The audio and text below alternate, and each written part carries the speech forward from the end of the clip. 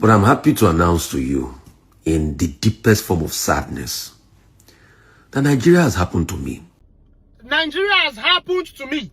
As I speak with you now, my uncle has been kidnapped. All right, ladies and gentlemen, good evening, everybody. There's a huge problem, okay? Very, very huge problem in Nigeria as we speak. The government is now negotiating with terrorists. Now, there's nothing positive about this move. There's everything negative about this move.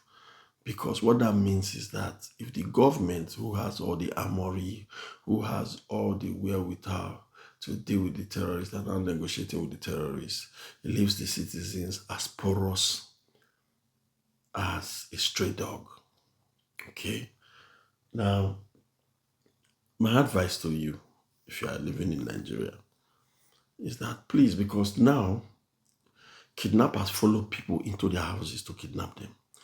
Because, I mean, think about it. If the government can negotiate, then there will be increase. It's not a trade. It's a trade. It started a few years ago. The kidnapping business started some years ago, and it felt like it will happen once, to happen second, to happen third. And Nigeria had the opportunity of setting an example with Evans, but they didn't do it. Nobody, as many talking now, we don't know where Evans, they will be the kidnapper at that time. Now, the Fulani herdsmen are kidnapping people. The terrorists, the bandits, they are all kidnapping children, like the kidnapping case in Nigeria now is like the Super Eagles going for a tournament. And these are facts. So today you will hear that there was a kidnap of 38 schoolgirls and then they got returned. And the duty of the government, to be honest, is to explain to its citizens that the schoolgirls were returned and the kidnappers were caught. And if possible, show us some evidences. But in this case, somebody will just come out randomly and say, we spoke to the kidnappers and they released the girls. Okay. What did you guys discuss? So you guys just called them on the phone and say, how far? Yeah, are they? I don't know what language they speak. I'm just saying. Oh, yes. Okay. Yeah. I've held them long enough. It's time to release them now. You have displayed your power. Let them go. Let them go. And the kidnappers will say, oh, yeah, well, let's go. That's exactly what you are making us believe is happening. You understand? Somebody will tell you, you will hear statements. I mean, it's all over the internet. People say they know exactly where the kidnappers are. They have their phone numbers. Now, this is my problem with all of this. The DSS, the EFCC, all the security agencies, they can find people who disrespect government on social media. They can trace very dark man to GT Bank to kidnap him. But the real kidnappers, who they call to negotiate for the release of children that they have adopted, they cannot attack them. So, pay attention. It takes us back to the story that we have heard over the years is actually true. So, these guys were brought in for election malpractice. I don't want to state names. It's all over the internet. If you Google where you find it. They were brought in for election malpractice. And they were armed by the same politicians. And now they have been brought into the country, used for the purpose, and most likely abandoned. That will explain why Gumi will be saying they were not treated well, they are not happy. We talk this thing like saying as stubborn children we go astray. Maybe they call it thief for streets. We can't decide to say, go bring them back home and we abandon them. That's what Gumi is making all of us think is happening. You get me? But in this case, these guys they are responsible for the unaliving of thousands of Nigerians since 2008. It became really dominant during the Jonathan election. So you will know that the political opposition of Jonathan actually had a deal with these people. Don't take my word for it. But if you Google, you will find everything I'm saying. It's not like it's a secret. They armed them, they used them for election, and then the election was over. They abandoned them without retrieving the arms that were with them. So some people took over and started directing them. And then for every time these guys are going to attack, there's always a tip-off. There's always an information. There's always an information that this kind of thing is going to happen. And then, before you know, they will remove the security from that place. And 30 to 45 minutes, these people will strike.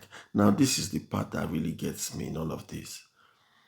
These guys take their time to catch hundreds of people at once, right? Burn down houses, unalive the ones that they want to unalive. Then direct these hundreds of people into vehicles, because one vehicle cannot take 300 people, right? Take their time, direct them into those vehicles, and then drive off. And in all of this, some people are in the bush looking for them. Like the military, the bush, they fight ISWAP or BH boys. Another fashion, they won't corner for village, like for open place. No be bush now. People won't have to find now. They carry out operation for this thing. No be opportunity for now to reach there. You understand what I'm saying? Go attack. So if by now you still don't understand what's going on in Nigeria, either you need help or you need slap. If you don't know, say now Nigerian politicians, then be Boko Haram and ISWAP and the rest. All these bandits, blah blah blah. All of them, the same people. And the same set of people then be.